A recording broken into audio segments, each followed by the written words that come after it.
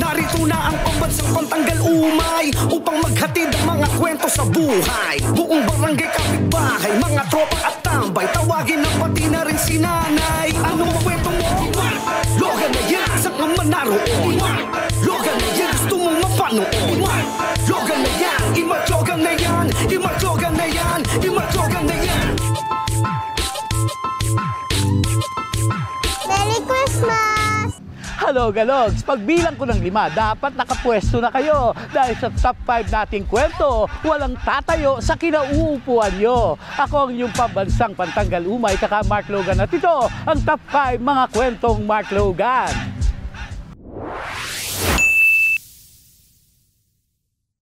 Mapanghamong pelikula, itinakda bilang isang serye pero sinubukan gawing entry sa Metro Manila Film Festival. At sabi nga ng MMFF Screening Committee, aba, why not?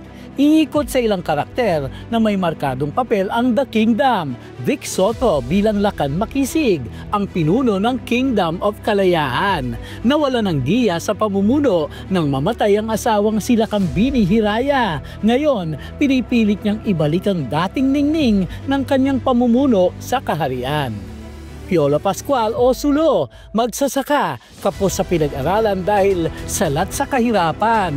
Malinis, walang tato na simbolo ng estado sa buhay ng mga tao noon. Sa kabila ng mga nararanasang diskriminasyon, nananatili siyang isang matinong mamamayan.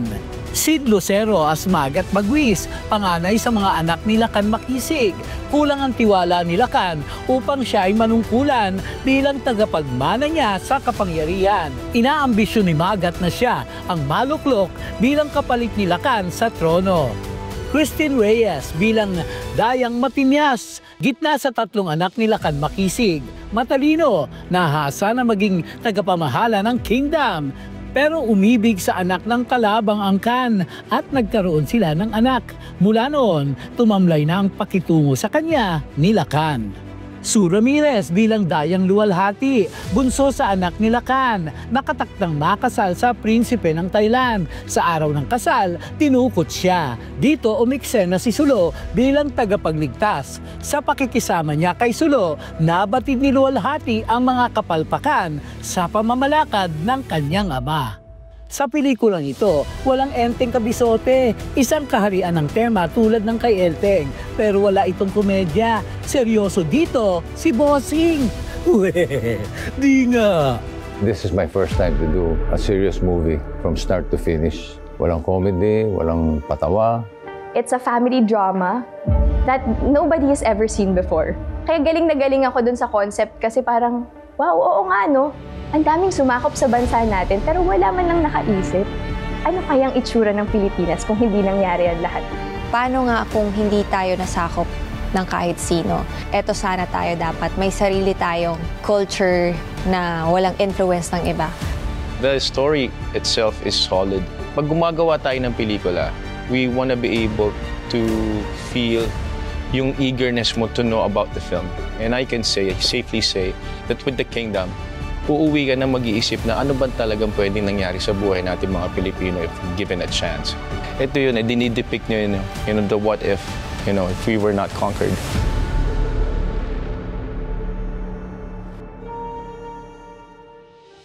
So yun na nga, nahaharap sa problema si Lakan Makisig dahil di nga siya sure kung sino sa kanyang 3 anak ang magmamana ng kanyang posisyon. Si Magat mainitin ang ulo, si Matinyas naman bad shot na kay Lakan at si Dayang Luwalhati, ayun na nga, nakidnap.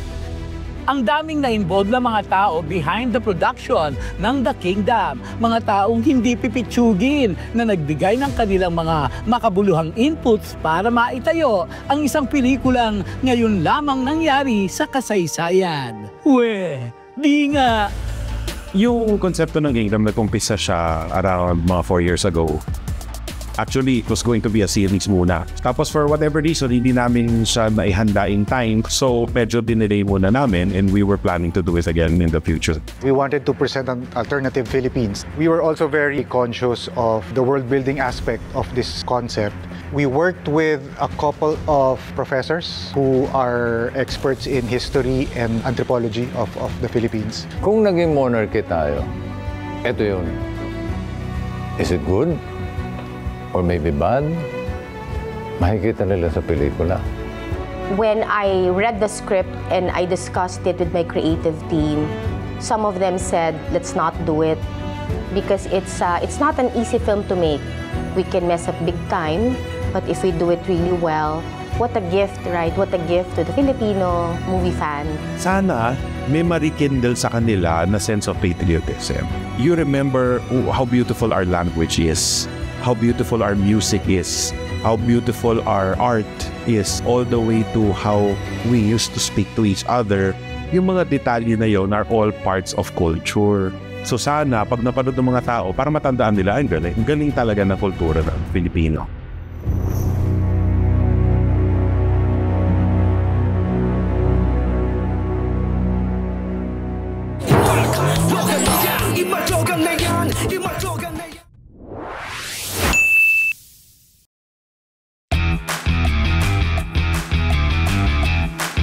Itong isang set ng tambol, hindi lang matatanda ang sumasampol dahil kayang-kaya makipag-rock and roll itong small but terrible.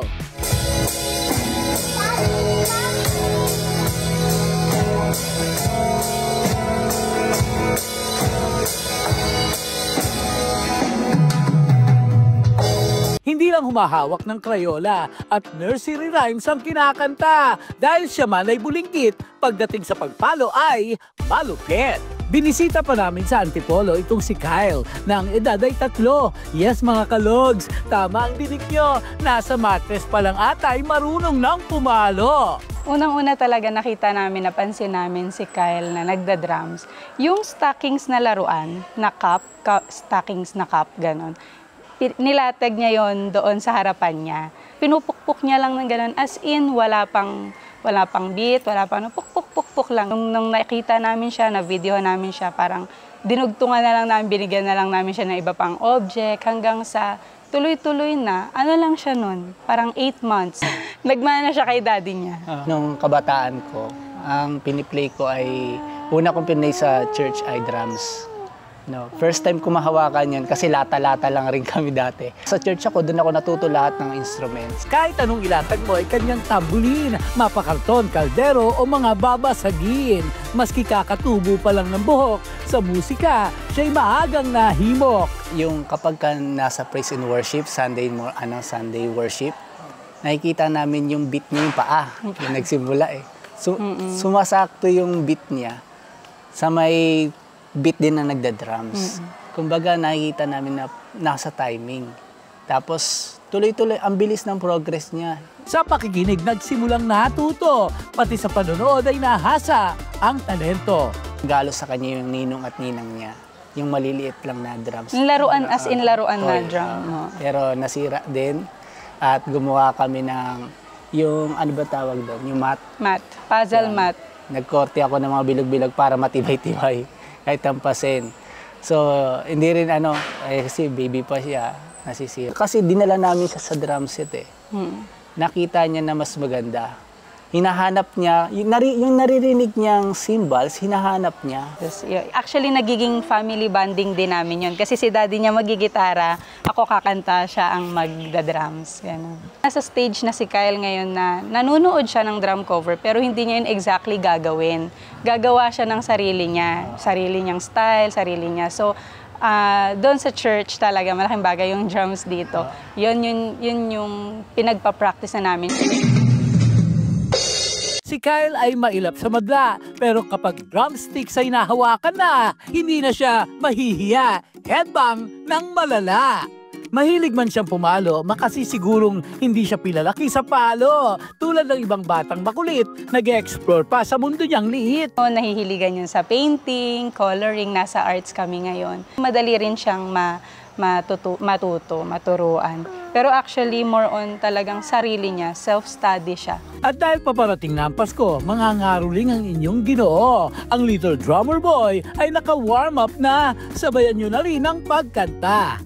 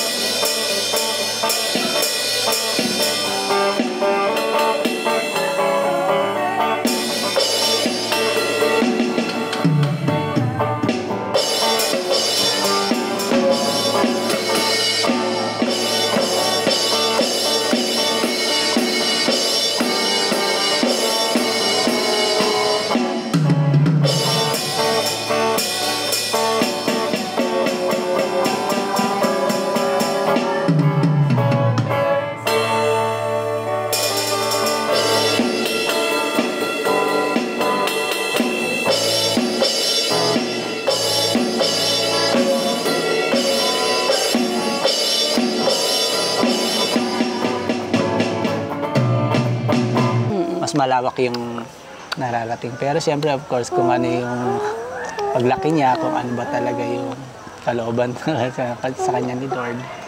Pero bilang parents, ayun yung gusto namin mangyari sa kanya. I-enjoy siya. Yung parang gusto namin siya talagang i-support kung anong mang gustuhin niya paglaki niya. At ngayon nga nakikita namin sa music. Ang suporta ay kailangan na magsisimula sa mga tahanan. Mapunta man sila sa kahit anong larangan, siguradong tagumpay ang kahihinatnan. Dahil ang tunay na musika para sa mga bata, ang mga salitang mahal kita na dadalhin hanggang pagtanda. Tuloy-tuloy ang kwento kaya walang aalis sa pwesto. Ito pa po ang mga pila ng mga storya na ubod ng saya.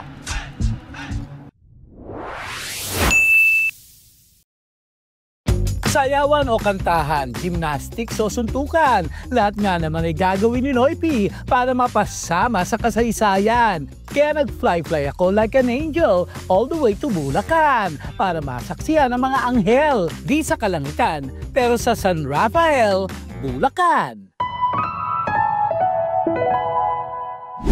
9 na taon nang nakalipas ng mabingwit nang humigit kumulang sa 1,000 tao sa Winnipeg, Canada ang Guinness World Record para sa most people dressed as angels in one place. Ngayon naman ay nagtipo ng mga San Rafaelenyo para gumawa ng kasaysayan ang mapabilang sa Guinness World of Records, ang balwate ng mga anghel sa San Rafael, Bulacan. Umaga pa lang ay sugod na ang mga San Rafaelenyos. Makikita mo rito ang libo-libong costumes at pakpak. Pati mga aspiring angels na ho-ho-ho, pakak na pakak. Outfit check! Nahiya. Okay naman po eh. Masaya naman po. Para po sumama po sa Guinness World of Records. Kanya-kanyang bihis habang iniinda ang init. Umabsent pa nga sila mother sa Zumba to join. I love it! Hala si Kuya, ang angas ng lipad, ang taas ng araw ah. Oh my God! Ito naman si Ateng, tamang pa-cute lang ang mission. F na F ang pagiging angel for the day ng first son. At ayan na nga ang gudyat ng pagpasok ng mga anghel. Una pa sa pila itong si Nerliza, o siya, rampa like a model.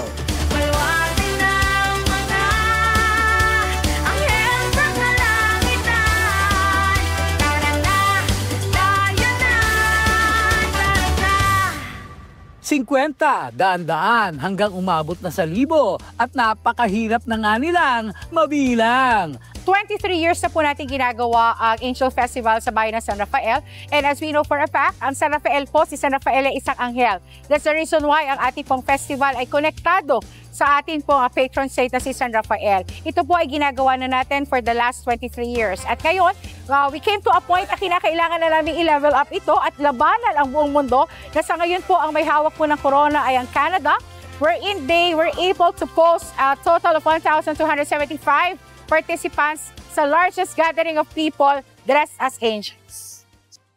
Matapos ang ilang oras, ang mga anghel todong ngiti na lang sa kadiliman. Literal dahil inabot na nga sila ng gabi, mga te. Kaya itong si Bagets, walking while eating na ang siste. Dito mo masasight ang samut-saring uri ng anghel. Bata, matanda, blondina, may buhok man o wala. May singkit at medyo may naniningkit at namumula na ang mga mata. Oh, ba't may nagwa-walkout? Kuya, saan napunta? Mahigpit na inspeksyon ang ginagawa ng Guinness sa pagtitipon na ito. Kailangan kumpletong suot, pakpak, halo, at kandila ng mga San Rafaelenyo. In order to break the record, participants have to wear a specific costume. For today, they have to wear a white robe, a halo, wings, and they had to hold a candle. And I had about 50 assistants today, and all of us confirmed that. At ito na nga, pinakahihintay na tagbo. At sana!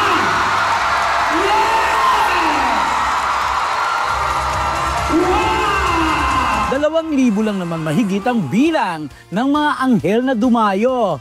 Oh, iyakan, hiyawan, at walang katapusang sayawan dahil ang San Rafael Bulacan ay gumawa ng kasaysayan. I'm happy to tell you that we posted a 2,000 record of participants. That's the reason why we were able to beat the record posted by Canada, which was only 1,275. At ito po ay sa tulong po ng ating mga kabarangay, the 34 barangays of San Rafael. Syempre masaya kami dahil first time daw ng San Rafael ang karoon ng ganito. Maging title holder kami ng Guinness. After 20 plus years, hindi namin naasahan na magiging world record pa to. Dati, as festival lang. Isa nga namang karangalan na makasama sa ganitong pagtitipon. Pahabol na aginaldo bago matapos ang taon. Abot langit ang dedikasyon ng mga taga San Rafael sa kanilang ngiti at pagmamahal sa baluarte ng mga anghel. Kayong tunay na mga anghel at pagpupugay para sa inyong gantimpala. Inspirasyon sa buong mundo ang abot langit ninyong pagkakaisa. Imajogan na yan! Imajogan na yan!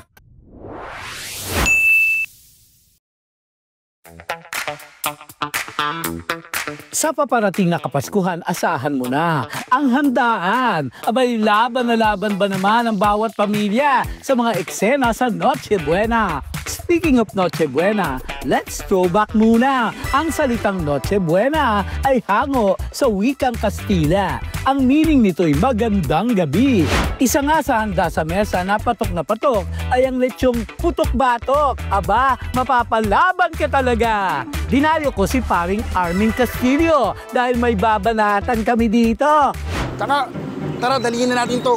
Nakakulit na ba? Oo, kaka, akong bahala. Siguruhin mong hindi makakawala yan. Siguruhin mo lang, Oo, kaka. Ganyan. Diyan ka lang pala. Sabay, pag-usap pa tayo sa telepo. Tara na nga, tara.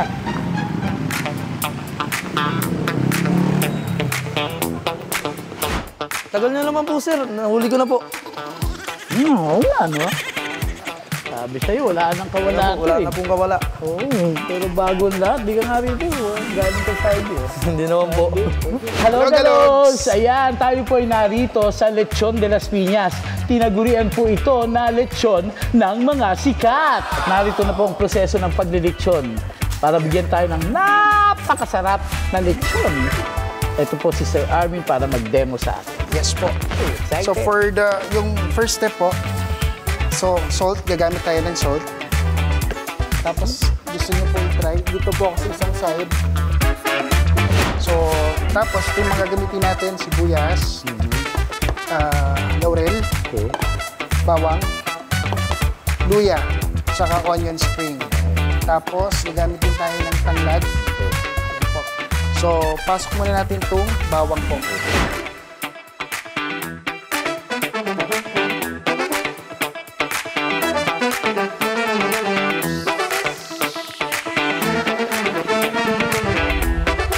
Yan po, tanglad, magkabila. Magkabila.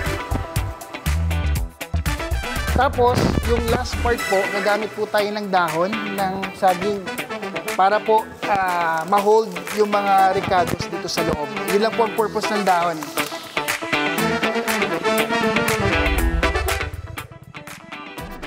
Pahidan po natin sa nang ito, pamahid namin para maging kulay ano siya, brown, ayan, red. Maganda yung kulay niya. Kaka-try mo to.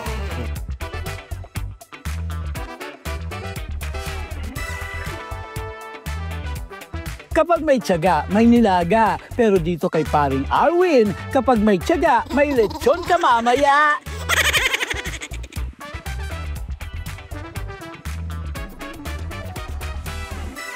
So gaano po katagal ang pag-iikot nito? Sa ganitong size po, nasa 3 hours po yan. Depende sa size? Depende po sa size. Sabi mo sa ganitong size, sir, gaano ba kabigat yung size na yan? Yan po, around 12 kilos po. 12 kilos. At saka yung ano niya, nakita ko lang din, nasa gitna siya ng baga. So hindi talaga rekta? Hindi po, kasi masusunog po agad siya. Kaya medyo nakalayo siya. Yung tipong baboy yung nilechon, pero ikaw yung nagmantika. Ilang oras po bang itong giling-giling natin? 3 oras po yan. Gutom lang ako. Tama na, Kuya Arwin. Tom, goods na ako. Nakakatakam naman kasi ito.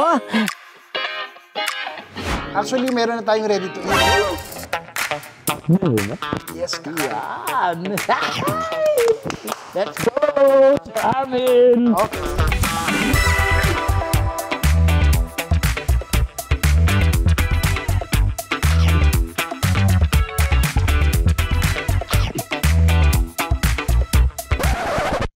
Yeah! Tapos na! Wow! Kailangan ko ng 100% lakas para sa lutong sarap ng lechon de las piñas. Yan! Unang tanong, Sir Armin! Yes, kailan nagsimula ang negosyo mo na lechon de las piñas? Yes po. Nagsimula po kami 2008. After po ng wedding namin ng February, by March, after a month, tinayo po yung lechon de las piñas. Yun. Nung una ba, mahirap ang pagtatayo ng negosyo? Opo. Maraming challenges. Yes. Ito bang unang hanap buhay mo o may iba kang hanap buhay? Hindi po. Dati po ako nagtatrabaho sa bangko. So after ng kasal namin, so after a month, tinayo nga ito si lechon de las piñas. Matanong ko lang, itong mga baboy natin dito, meron kang somewhere na doon sila pinapalaki o ano? Meron ka bang gano'n? Apo, meron po akong supplier since day 1 up to now. Sila pa rin yung supplier ko ng baboy. Opo. Bakit siya tinatangkilik sa tingin mo? Siguro po yung lasa. At the same time kasi may mga sikat na personality nakatikim nito, pinost.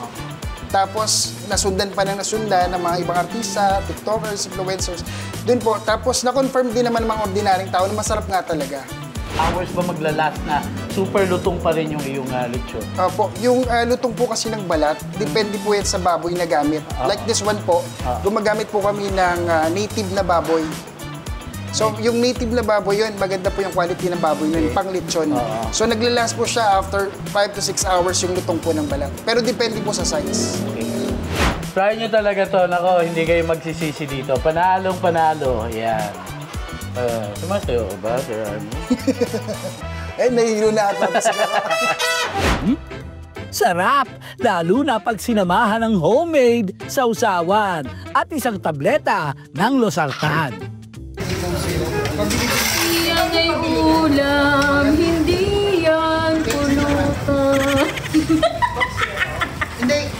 Hinay-hinay lang, baka ka mapuruhan. Isang beses lang naman ang Pasko sa isang taon. Abay, di naman masama kung magle-lechon. Let's celebrate Christmas with Lechon de las Piñas.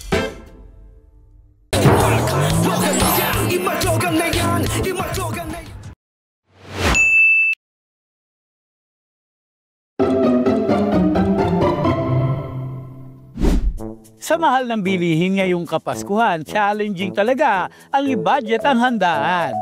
Well, don't you cry dahil ito ng 1K challenge na pinakaabangan. Kasama si Kaka at Chef John, pwede na ang Noche Buenang tipid at pangmalakasan.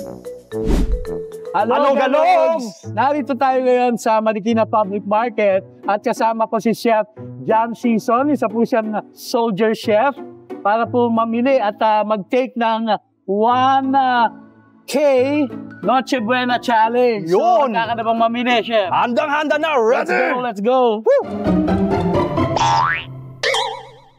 113. Sige. May tawad ba yan, boss? 110 na. 110, sige, 110 na lang, boss. Thank you so much. O, yun. Tipid tayo ng 5. Ay, tama ba? Magkano to? Mas ko ba? Yan. Kunti lang, boss. Hindi na tayo marami, boss. Ano lang, boss. Parang 1/4 lang. Ano raw? Saan to? Anong rekado? So, gagawa tayo ng, sir, ng cordon bleu. Cordon bleu. Yan ang pang sarap naman nun, sir. Oo. Siyempre, pang Noche Buena yan eh. 30. Sige, yun. Perfect. Perfect. May 30 pesos dito na bread. Sobrang. Ba't ka sa baba nakatingin? Ha? Kasi baka. Oo, chef, kasi baka makakita pa tayo ng barya pandagdag.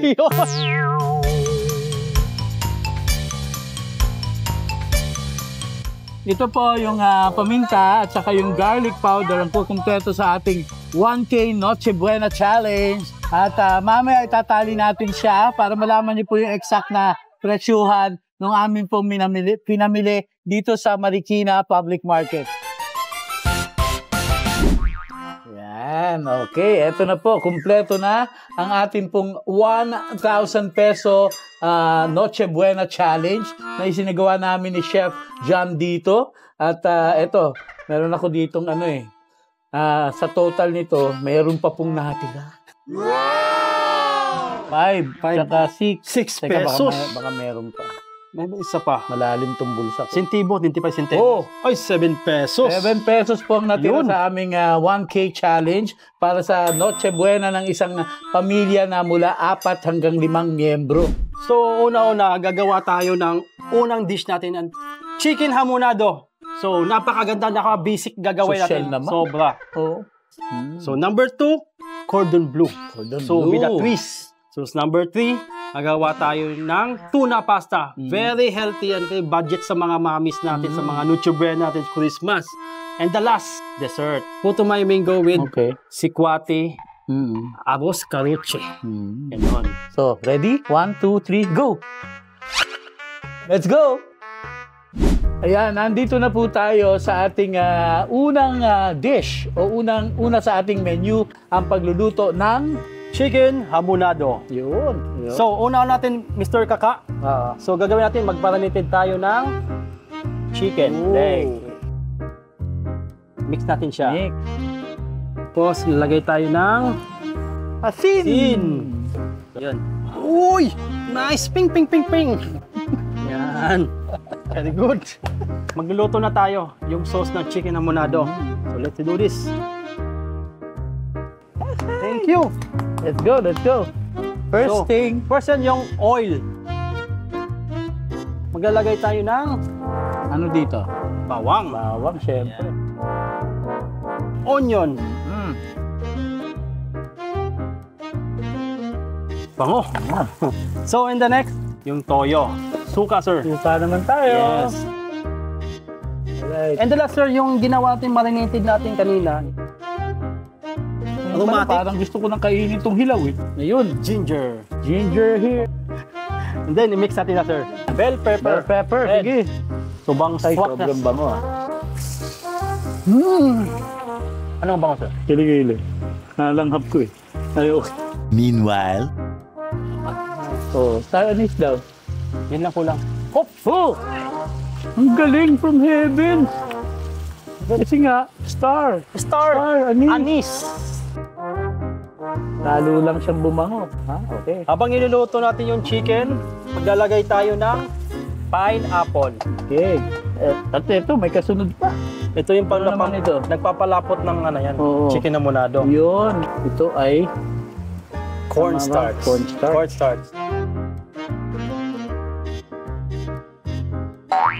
Gaano katagal na lang itong iluluto since nailagay na natin yung ating pampalapot? Actually, sir, 365 days pa. So, sabi nila, para daw mas masarap lalo yung luto natin, dapat kumakanta. Take me to your heart, take me to your soul. They say nothing lasts forever. When all we're here today, take me to your heart. Yun, ayan, ready na ang ating first dish, ang chicken hamonado.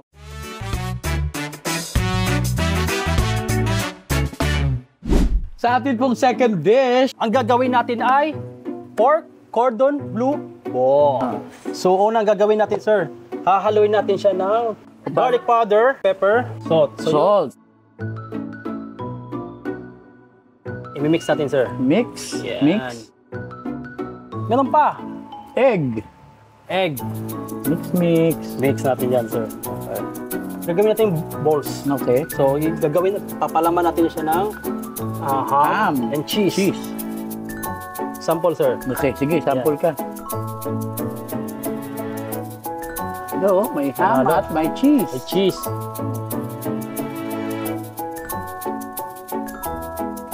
Ang unang lalagyan natin is flour. Lalagyan natin siya ng egg. Breadcrumbs. Wow. Yan, ano naman ang kanta ngayon dito, habang sinishake-shake natin ito? One look, and forever without you front of me. One smile, then I dead. On, perfect. Wow, sarap.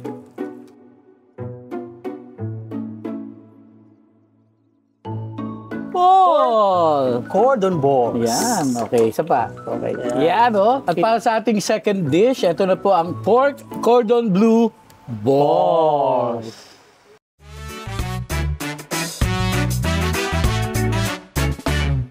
Ayan nga po, ngayon ang iluluto naman natin ngayon ay, Chef John, tuna pasta. Inumpisa na po namin pakuluan kanina. At ngayon lalagay na po natin. Ano susunod, Chef? Pasta. Yan na, sige. Maglalagay ng pampalasa konti lang. Para malasa yung pasta. Yun. Yun. Pang twist.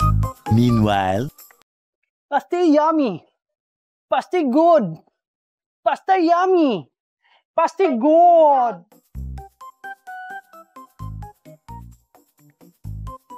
Kulo na! Yes! Kulo na siya! Dahil luto na yung pasta, sauce. Sauce ang susunod. Butter. All-purpose flour. Galing. Pag medyo sticky na siya yung flour, yung sauce na yung pasta. Sticky. Clingy pala yung clingy. And medyo sticky na siya, sir. Medyo na. Pwede na, Maglalagay na tayo ng milk. Salt and pepper, pampalasa, sir. All-purpose cream. Puti siya, sa magiging carbonara. Yes. So, imagine yung 1K challenge natin, may natira pang ganito karami na ham at ganito karami cheese. Yes. So, ngayon, maglalagay tayo ng cheese. So, ito, magagamit natin to. Sarap. Sticky. Takam-takam. Smooth. Yeah. So, nagtabi na tayo ng sauce ng cordon bleu. So, in the next, maglalagay na tayo ng sauce ng pasta. So, hindi mawawala yan. Ito yung toppings ng tuna natin. Golden brown.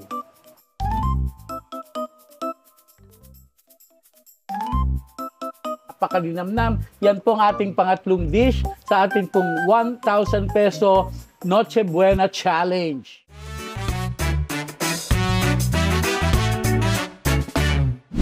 Siyempre, hindi makukumpleto ang ating Noche Buena kung walang panghimagas. So, ang lulutuin natin ngayon, malagkit na bigas, sticky with mango. Maglalagay tayo ng malagkit na bigas. Yan. Coconut milk. Coconut milk. Yes. Okay. Hindi mawawala. Importante meron tayong anisid. Ramot. Anisin. Anisin. So, mix natin siya, Sir Kaka. Ginger. Hindi naman di maglalagay ng ginger. So sa akin, Mindanao dish aroma niya. Magbutang ka. Magbutang. Magbutang ka. Kaka. Loya. Yes. Magbutang ka. Loya. Kailangan di mawawala yung manamis-namis sugar. Sugar. White sugar.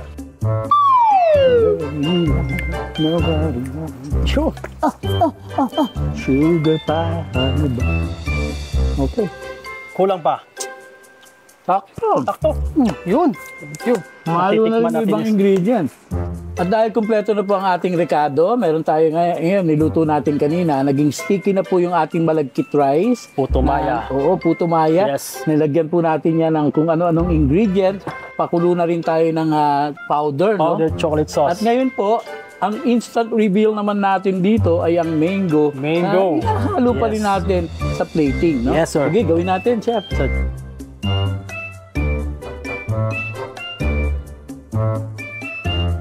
Ito ang ating puto maya with mango.